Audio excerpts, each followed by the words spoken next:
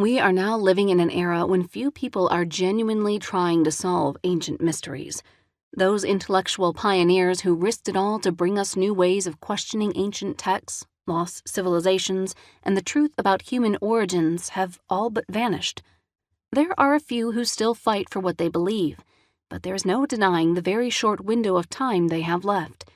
For those still following their work, it has become an all too common occurrence to wake up on a given morning to learn of the passing of another great researcher.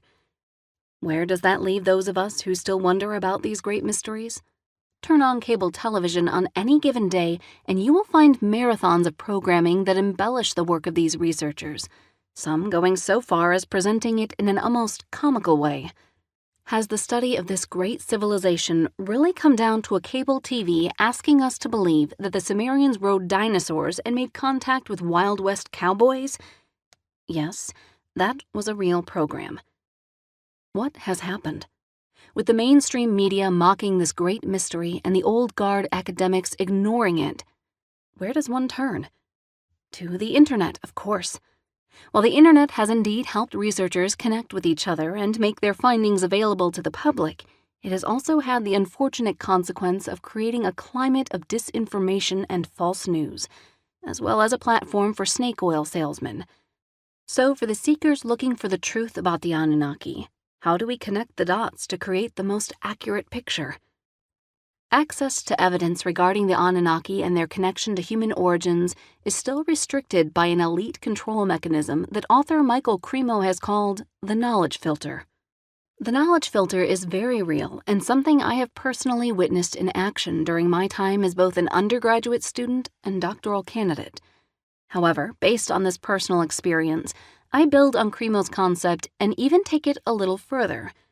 I think that this knowledge filter is a compartmentalized arm of a larger control mechanism I refer to as the academic-industrial complex.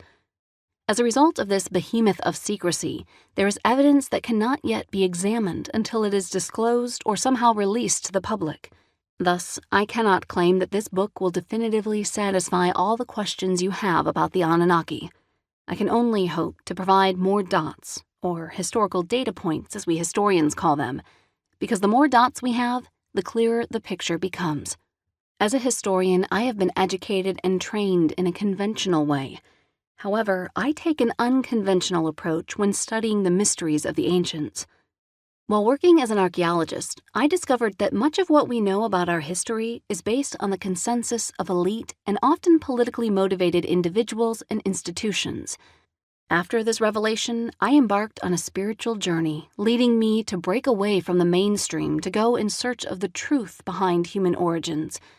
I have discovered a world of deceit. In the cavernous lower levels of museums around the world, thousands of artifacts are hidden from public view because they are considered too threatening to the established historical narrative.